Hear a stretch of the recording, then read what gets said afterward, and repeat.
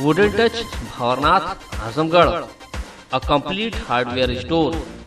हमारे यहाँ branded plywood, flush door, designer door, PVC door, formica, fancy hardware, kitchen की chimney एवं modular kitchen की एक्सक्लूसिव रेंज उपलब्ध। अपने आशियाने में लगाइए 4 चांद, पहुंचिए वुडन टच भंवरनाथ आजमगढ़।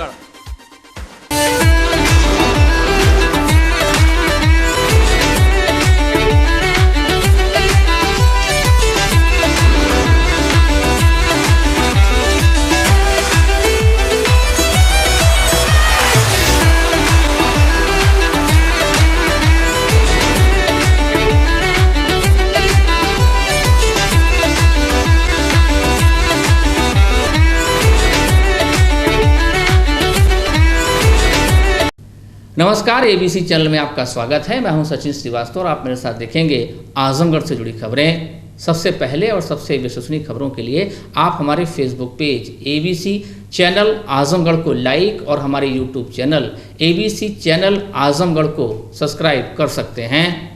जिले की खबरों को आप हमारी वेबसाइट abcखबर.in पर भी प्राप्त कर सकते हैं। तो आइए नजर डाल लेते हैं आज की खास खबरों पर।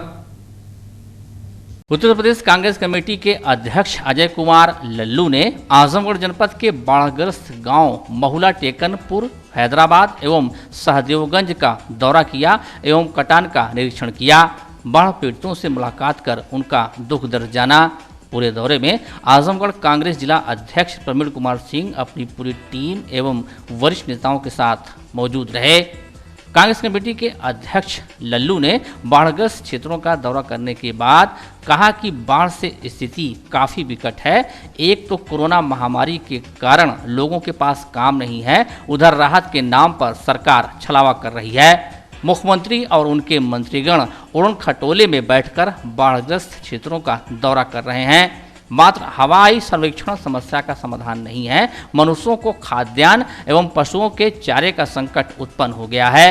सरकारी अमला बाढ़ पीड़ितों की सहायता के नाम पर खानापूर्ति कर रहा है। सरकार को चाहिए कि इस समस्या के समाधान के लिए कोई ठोस कदम उठाए, जिससे हर वक्त आने वाली तबाही को रोका जा सके। उन्होंने कार्यकर्ताओं से अपील किया कि बाढ़ग्रस्त लोगों की हर संभव मदद किया जाए। मीडिया से बातचीत करते हुए कांग्रेस प्रदेश अध्यक्ष ने कहा कि रिंग बांध टूटने पर प्रदेश सरकार संवेदनहीन है। सरकार हवाई सर्वे में व्यस्त है। उन्होंने कहा कि कांग्रेस पार्टी प्रदेश के 36 बाढ़ग्रस्त जिलों के बाढ़ प्रभावित लोगों की लड़ाई सड़क से लेकर सदन तक लड़ेगी। लाठी और जेल जाने की परवाह नहीं है। आजमगढ़ के सांसद अखिलेश यादव पर हमला बोलते हुए उन्होंने कहा कि सांसद होते हुए भी अखिलेश यादव ने अपनी जिम्मेदारी नहीं निभाई है। सरकार संवेदनहीन बनी हुई है, केवल हवाई सर्वे करने में व्यस्त है। स्थलीय निरीक्षण करना चाहिए। 2 रिंग बांध टूटे, आजमगढ़ का टूटा, मऊ का टूटा। अगर पिछले समय में परियोजना बनाई गई रहती, अस्पर स्टेट का निर्माण हुआ रहता, रिवेटमेंट की व्यवस्था हुई रहती, तो शायद यह स्थिति नहीं होती। खेती बर्बाद है, गन्ना पूरी तरह डूबा हुआ है, धान डूबा हुआ है, लोगों के घरों में पानी है। 1 पैसा आपदा के नाम पर अब तक सरकार ने लोगों को राहत नहीं दिया है। निरंतर सरकार उत्तर प्रदेश की जनता के साथ धोखा कर रही है। हमारी मांग है अविलंब जिन लोगों के घरों में पानी घुसा है उन्हें राहत सामग्री और साथ ही साथ अनुदान की व्यवस्था सुनिश्चित की जाए। धान, गन्ना और अन्य फसलों में जल जमा होने के नाते पूरा फसल बर्बाद हो चुका है। उन लोगों को फसलों का मुआवजा प्रदान किया जाए और साथ ही साथ जितने भी अस्पर जो रिंग बांध है टूटे हैं, चाहे आजमगढ़ का हो मऊ का हो, इन दोनों बंधों को बनाने के लिए पूरा रिवेटमेंट का काम, बोल्डर की पिचिंग का काम और परियोजना बनाकर इसको बचाने की व्यवस्था की जाए। 80 गांव से अधिक प्रभावित हैं और ये सरकार बैठकर तमाशा देख रही है, जो काफी कष्टकारी है। इस विषय और मुद्दे को लेकर कांग्रेस पार्टी सड़क पर भी लड़ेगी और आने वाले 20 तारीख से सदन में भी उठाने का काम करूंगा। पूरे प्रदेश में ये सरकार केवल हवाई सर्वे में व्यस्त है और उत्तर प्रदेश की जनता पूरी तरह सरकार की नीतियों से त्रस्त है। जब सरकार आपकी बात नहीं सुन रही है, हर बात के लिए आपको गिरफ्तारी देनी पड़ रही है, आंदोलन और धरना प्रदर्शन करना पड़ रहा है, ऐसे में आप ये आवाज कैसे पहुंचाएंगे उत्तर प्रदेश की सरकार तक, जिसको आप गूंगी बहरी कह रहे हैं? कांग्रेस का कार्यकर्ता आज प्रतिबद्धित है, संकल्पित है, जन समस्याओं और मुद्दों को लेकर सड़कों पर संघर्ष कर रहा है। लाठी की परवाह नहीं, जेल की परवाह नहीं।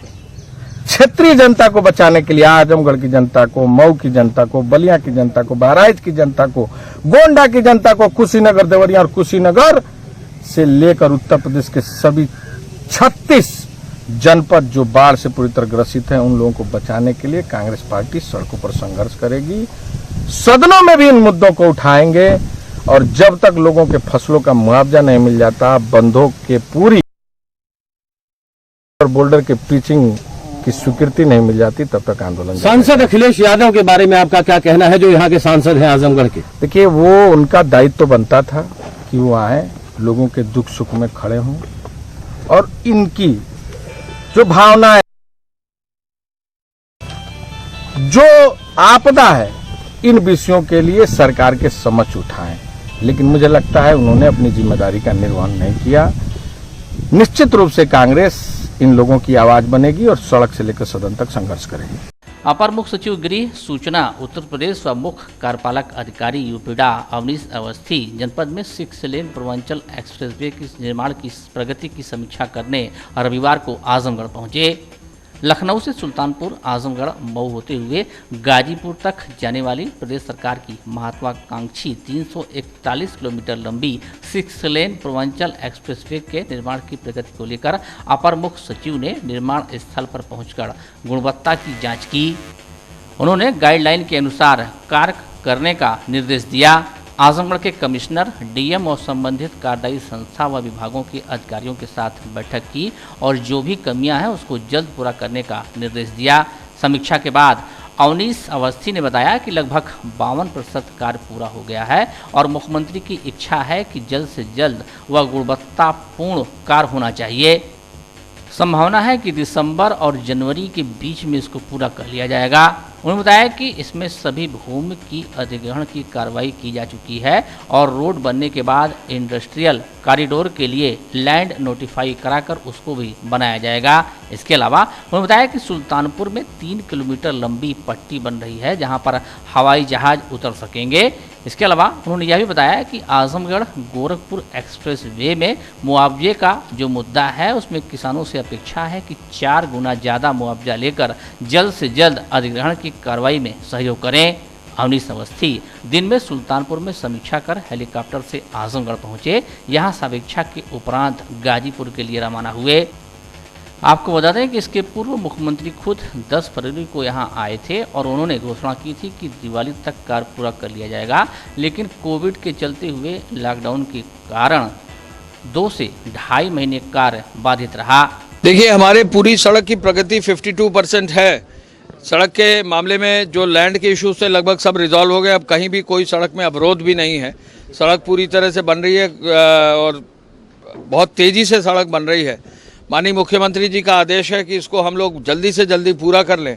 सड़क अपने समय से पूरा होगी, लेकिन उनका आदेश ये है कि दिसंबर जनवरी तक इसको हर वर्ष मेन कैरेजवे चालू कर दिया जाए। उसी के लिए आज हम लोग यहाँ आए हैं।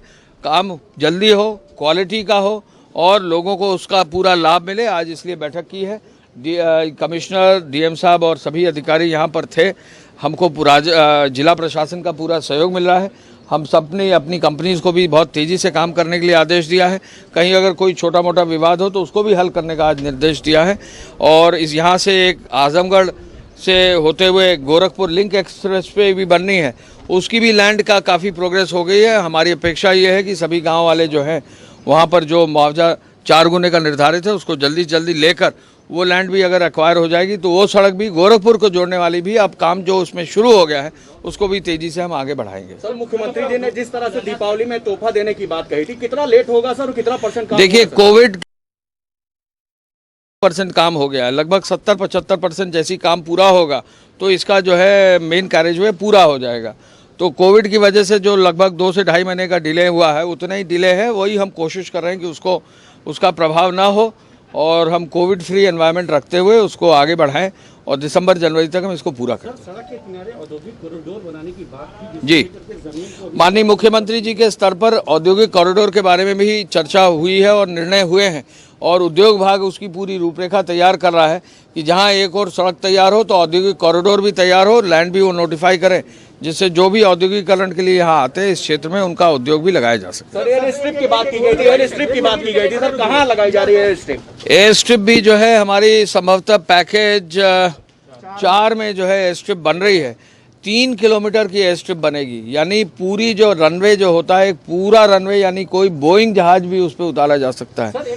एक मिनट, तो इसमें जो है एयर स्ट्रिप पूरी हमारी बन रही है, उसका काम भी शुरू हो गया, उसको भी जल्दी पूरा कर किन जनपदों में सर बनाई जा रही है? एक जगह पर केवल बनाई जा रही है। किस जनपद में सर? ये जनपद पड़ेगा सुल्तानपुर पड़ेगा। भारतीय जनता पार्टी के जिला अध्यक्ष आजमगढ़ सदर ध्रुव सिंह के नेतृत्व में बाढ़ प्रभावित क्षेत्र महाराजगंज से टेकन महुला तक निरीक्षण किया गया और देवारा हाजीपुर में 42 किलो के राहत सामग्री पैकेट का वितरण जरूरतमंदों के बीच किया गया। जिला अध्यक्ष आजमगढ़ सदर ध्रुव सिंह ने कहा कि मुख्यमंत्री योगी आदित्यनाथ जी बाढ़ पीड़ितों के प्रति समर्पित हैं। सभी बाढ़ पीड़ितों में राहत सामग्री बांटी जा रही है। हमने आज बाढ़ प्रभावित क्षेत्रों का दौरा किया और बाढ़ पीड़ितों से मुलाकात कर उनकी समस्या जाना, राहत सामग्री का वितरण किया। कुछ लोगों का कहना है कि बंधे पर स्थायी आवास बनाया जाए ताकि बाढ़ के समय में लोगों को वहां आसरा मिल सके। रैन बसेरे की बात ग्रामीणों के द्वारा कही गई। ग्रामीणों की जो भी समस्या है उसे मुख्यमंत्री जी और जिलाधिकारी को अवगत कराते हुए समाधान कराया जाएगा। मुख्यमंत्री योगी आदित्यनाथ जी जिलाधिकारी से वार्ता कर बाढ़ पीड़ितों का हालचाल लेते रहते हैं। किसी को भी कोई समस्या नहीं होने दी जाएगी। हमारे भाजपा के कार्यकर्ता और पदाधिकारी गांव-गांव जाकर लोगों की समस्या जानने का प्रयास कर रहे हैं और राहत सामग्री का भी वितरण किया जा रहा है। इस अवसर पर देवेंद्र सिंह, श्री कृष्ण पाल, प्रेम प्रकाश राय, विनोद उपाध्याय, हरवंश मिश्रा, अरविंद जायसवाल, संतोष सिंह, मनीष मिश्रा, शिव कुमार मौर्य, शैलेंद्र तिवारी सहित बड़ी संख्या में भाजपा कार्यकर्ता मौजूद रहे। आज हम लोग जो बाढ़ क्षेत्र है, हम लोग जो बाढ़ पीड़ित हैं, जिनको समस्याएं थी, उसके लिए हमारी इस उत्तर प्रदेश की यशस्वी सरकार माननीय मुख्यमंत्री जी के नेतृत्व में सारे बाढ़ पीड़ितों को राहत सामग्री बांटी जा रही है। और आज हम लोग पूरे बाढ़ क्षेत्र का महाराजगंज से लेकर और टेकनपुर महुला बांध तक दौरा करेंगे। इसी के बीच में जितने भी झुग्गी झोपड़ी पड़ी उसमें हम लोग भी हाल चाल लिए। सब लोग वहाँ खाद्य सामग्री पा रहे हैं, मिट्टी का तेल पा रहे हैं, पशुओं को चारा मिल रहा है, किसी प्रकार की कोई कठिनाई नहीं। कुछ लोगों की मांग है कि जो बंधा है उसमें अस्थायी रूप से कुछ आवास बनाया जाए कि जब ऐसी समस्याएं आए तो उनको उसमें रहने का स्थान मिले। कुछ लोगों का था कि हम लोगों को भूमि नहीं है, हम लोगों को पट्टा दिया जाए। ये सब छोटी मोटी समस्याएं उनकी थी। इस पर हम लोग नोट किए हैं और माननीय मुख्यमंत्री जी को, माननीय यहाँ के प्रभारी मंत्री जी को अवगत कराएंगे, जिलाधिकारी महोदय को अवगत कराएंगे और जो भी छोटी मोटी समस्याएं हैं इन समस्याओं को दूर किया जाएगा। अपने मुख्यमंत्री जी का, अपने प्रधानमंत्री जी का बाढ़ पीड़ितों के प्रति बहुत ही समर्पण है। रोज आए दिन जिलाधिकारी महोदय से हालचाल लेते रहते हैं और कहीं भी कोई समस्या न आवे इसके लिए भारतीय जनता पार्टी के हमारे यहाँ चुनाव लड़े हैं आदरणीय देवेंद्र सिंह जी, हमारे यहाँ गोपालपुर से चुनाव लड़े हैं श्री कृष्ण पाल जी, अपने पूर्व जिलाध्यक्ष जी प्रेम प्रकाश राय जी हैं, अपने अरविंद गुप्ता जी हैं, अपने जो है सच्चिदानंद सिंह जी हैं, अपने संतोष सिंह प्रमुख हैं, पूर्व प्रमुख मनीष मिश्रा जी हैं, अपने मंडल अध्यक्ष रौना पाल के। सारे हमारे भारतीय जनता पार्टी के कार्यकर्ता पदाधिकारी दिन रात लगातार लगे हुए हैं और हर चौकियों पर हर बाढ़ पीड़ितों के दरवाजे दौड़ाए जा रहे हैं। कहीं सुविधा से कोई वंचित नहीं हो, इसके लिए लगातार भारतीय जनता पार्टी लगी हुई है और बाढ़ पीड़ितों को किसी प्रकार की कोई कठिनाई नहीं होगी। अगर किसी प्रकार की कोई कठिनाई होगी तो मैं आपके माध्यम से मीडिया से भी आग्रह करता हूँ, अभी सूचना देंगे। यहाँ की जनता से भी आग्रह करता हूँ, जो सम्मानित यहाँ की जनता है, माताएं बहनें हैं, आप सब भी सूचना जब भी हम लोगों को देंगे तत्काल कहीं भी हम लोग रहेंगे 1 घंटा के अंदर बाढ़ पीड़ित के समक्ष उपस्थित होंगे और उनकी समस्या को दूर कराएंगे। रैन बसेरा हैदराबाद में रैन बसेरा की बात आई है, उसके लिए हाँ क्या जो है ना बंधवा बार चौकी के बगल में ठीक और जगह भी पर्याप्त हुआ जी। एक रैन बसेरा की बात आई है, उसके लिए भी हम लोग माननीय मुख्यमंत्री जी से, माननीय प्रभारी मंत्री जी से और माननीय कमिश्नर जिलाधिकारी से बातचीत करके रैन बसेरा का निर्माण कराया जाएगा, शौचालय का निर्माण कराया जाएगा और भी छोटा मोटा एकाक इस प्रकार से और रैन बसेरा इस बंधे पर दो तीन तो आगे भविष्य में बनाया जाएगा और जिससे किसी प्रकार की कठिनाई यहाँ की जनता को बाढ़ में न आए। अनुच्छेद 341 से धार्मिक प्रतिबंध हटाए जाने की मांग को लेकर राष्ट्रीय उलमा काउंसिल ने सोमवार को प्रधानमंत्री को नामित अपना ज्ञापन जिला प्रशासन को सौंपा। काउंसिल के जिला अध्यक्ष हाजी शकील अहमद ने बताया कि प्रत्येक वर्ष हर 10 अगस्त को पीएम को यह मांग पत्र भेजा जाता रहा है। 1950 में 341 आर्टिकल के जरिए SC/ST के लाभ से वंचित कर मुसलमानों व ईसाइयों के साथ अन्याय किया गया। इस भेदभावपूर्ण कार्य को समाप्त किए जाने की मांग को लेकर यह ज्ञापन दिया गया है। उन्हें उम्मीद है कि सबका साथ सबका विकास की राह पर चल रहे प्रधानमंत्री इस संदर्भ में सार्थक कदम जरूर उठाएंगे। कि हम लगातार हर 10 अगस्त को प्रधानमंत्री के नाम से संबोधित एक ज्ञापन देते आए हैं, आज भी उसी क्रम में दिए। हमारे साथ सन 1950 में भेदभावपूर्वक नेहरू जी ने कार्य किया था। आज हम सबका साथ सबके विकास की बात करते हैं। मोदी जी तो हम उसमें उनसे उम्मीद लगा करके आए हैं कि शायद हमारी इस बात को सुना जाए कि हमारे साथ आज 50 साल से अन्याय हो रहा है और हम लोग सह रहे हैं। इसी तरह हम लोग ज्ञापन देते हैं, धरना प्रदर्शन करते हैं, सारी चीज़ करते हैं, लेकिन उसका आज तक हमको कोई मिला नहीं। न तो कांग्रेस सरकार ने दिया, ना आज हम भाजपा से उम्मीद लगाए बैठे हैं, भाजपा भी नहीं दे रहे। लेकिन फिर भी हम उसको लेके ही रहेंगे, उससे पहले हम मानेंगे। सन 1950 में एक धारा बनाया इन्होंने 341 दफा 341 धारा नेहरू की। SC/ST का लाभ जो है वो इससे पहली बार किसी परीक्षा का मंजर बेहद ही अलग दिखा। परीक्षा से ज़्यादा खौफ कोरोना का नजर आया। प्रशासन के साथ ही साथ परीक्षक से लगाए निरीक्षक तक सुरक्षा में लगे हुए थे। पास सटने के बावजूद परीक्षार्थी दूर दूर रहने में ही भलाई महसूस कर रहे थे। एडमिट कार्ड से पहले मास्क देखा जा रहा था और परीक्षार्थियों ने भी अपने अपने पेन बॉक्स में पेन से पहले सैनिटाइजर रखा हुआ था। जी हाँ, और ये सब हकीकत रही उस B.Ed प्रवेश परीक्षा की जो लॉकडाउन के बीच रविवार को जनपद के कुल 64 परीक्षा केंद्रों पर आयोजित हुई। लॉकडाउन के बावजूद रविवार को जनपद की सड़कों पर परीक्षार्थियों व उनके अभिभावकों के चलते सारे दिन रौनक व खूब चहल पहल दिखाई दी। शहर की सड़कें लगातार व्यस्त रहीं। परीक्षा से पूर्व व उपरांत परीक्षार्थियों का काफिला सड़कों पर रहा तो परीक्षा के दौरान अभिभावकों की उपस्थिति से सड़कें, पार्क व पेड़ों की छांव सभी गुलजार रहे। 2 पालियों में आयोजित हुई इस परीक्षा के लिए जनपद में कुल 19,540 परीक्षार्थी पंजीकृत रहे। प्रथम पाली की परीक्षा प्रातः 9 बजे से 12 बजे तक के बीच में आयोजित हुई। प्रथम पाली की परीक्षा में कुल 2,148 परीक्षार्थी अनुपस्थित रहे। द्वितीय पाली की परीक्षा का आयोजन दोपहर 2 बजे से 5 बजे तक किया गया। द्वितीय पाली में कुल 2,174 परीक्षार्थी अनुपस्थित रहे। सब कुछ सामान्य रहा, लेकिन 12 बजे से 2 बजे तक का इंटरवल उन अभिभावकों और परीक्षार्थियों के लिए पहाड़ हो गया जो लंच साथ में लाने में असमर्थ रहे। दुकानों के बंद होने के चलते उन्हें इस दौरान भूख का सामना करना पड़ा।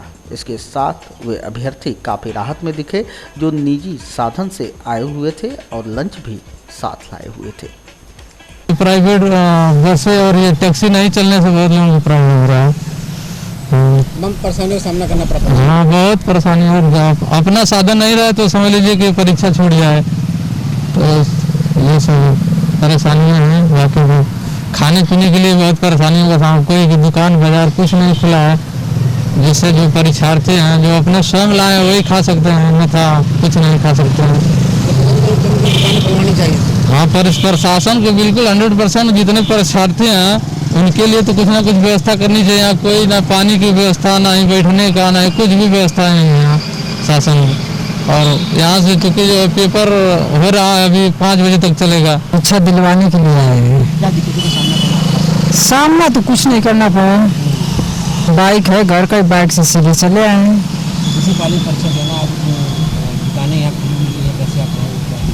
और लंच घर से लाए थे, लंच कर लेंगे। कोटेदारों के खिलाफ मुखर हो रहे ग्रामीणों के साथ साथ सोमवार को फूलन सेना ने भी मोर्चा खोल दिया। बुढ़नपुर तहसील के अरौला ब्लॉक के गांव अलौवा विक्रमडीह के ग्रामीणों की समस्या उठाते हुए फूलन सेना ने जिला प्रशासन को ज्ञापन सौंप कोटेदार पर घटतौली, दुर्व्यवहार, मनमानी व दबंगई का आरोप लगाते हुए उसे तत्काल हटाए जाने की मांग की। अलौवा कोटेदार जो राशन 5 आदमी को देता है तो 10 आदमी को देता, 5 आदमी को नहीं देता है, और कहता है अगर मेरी शिकायत करोगे तो तुम लोग के हाथ पैर तोड़ के रख दूंगा, जाओ जहाँ करना कुछ भी, मैं जो करना होगा आप कर लीजिएगा, मैं अपने स्तर से राशन दूंगा। इसके पहले आपने इसकी शिकायत किसी से की है? जी सर, SDM बुढ़नपुर हमने शिकायत दर्ज कराया था, अभी तक कोई कार्रवाई नहीं। आप क्या चाहते हैं? हम यही चाहते हैं कि यह कोटेदार जब महामारी में, लॉकडाउन में राशन नहीं गरीबों को दे रहा है, इसका कोटा निरस्त किया जाए और पुनः कोई सज्जन व्यक्ति को कोटे को नियुक्त किया जाए ताकि वो जनता को सही ढंग से राशन दे। क्षेत्रीय आयुर्वेदिक एवं यूनानी अधिकारी कार्यालय द्वारा उत्तर प्रदेश आयुष मिशन के अंतर्गत वेलनेस सेंटर की स्थापना हेतु योग प्रशिक्षक उमेश चंद्र एवं सहायक विनोद यादव के चयन में अनियमितता का आरोप लगाते हुए अभ्यर्थियों ने सोमवार के दिन जिलाधिकारी को ज्ञापन सौंपा। मांग किया कि चयन प्रक्रिया की जांच कराकर दोषियों पर कार्रवाई की जाए। आजमगढ़ में योगा वेलनेस सेंटर में नियुक्ति हो रही है जो पूरी तरह से फर्जी हो रहा है। साक्षात्कार में किसी भी योग विशेषज्ञ को नहीं बुलाया जा रहा है, न उसका कोई एक निर्धारित पैनल है, न वीडियो रिकॉर्डिंग हो रहा है, और अभ्यर्थी जब शिकायत कर रहे हैं इसकी सुनवाई भी नहीं की जा रही है। और योग सहायक के लिए सिर्फ एक अभ्यर्थी ने आया और उसी को चयन कर लिया, जो कि नियम से 3 अभ्यर्थी पहुंचना चाहिए साक्षात्कार में, और ना तो उस साक्षात्कार का वीडियो रिकॉर्डिंग है, ना कोई ऐसा आधार है जिससे हम वो प्रमाणित कर सकें कि जिस अभ्यर्थी का चयन किए हैं वो सही है। उसके मूल प्रमाण पत्रों को मांगा जा रहा है, वो भी दिखाया नहीं जा रहा है। आज हम DM साहब को एप्लीकेशन दे रहे हैं, कमिश्नर साहब को, और क्षेत्रीय आयुर्वेदिक अधिकारी के नाम से RTI पेपर भी दिया जा रहा है। जो उनको आप क्या मांग करते हैं? हम यही मांग कर रहे हैं जिसका वो चयन किए हैं उसकी निष्पक्षता से एक कमेटी बनाकर जांच की जाए और दोषी पाने पर उचित कार्रवाई की जाए, और जो साक्षात्कार करवाया गया उसको निरस्त करके जिन अभ्यर्थियों को अयोग्य घोषित करके उनको साक्षात्कार में नहीं बुलाया गया उनको बुलाया जाए पुनः।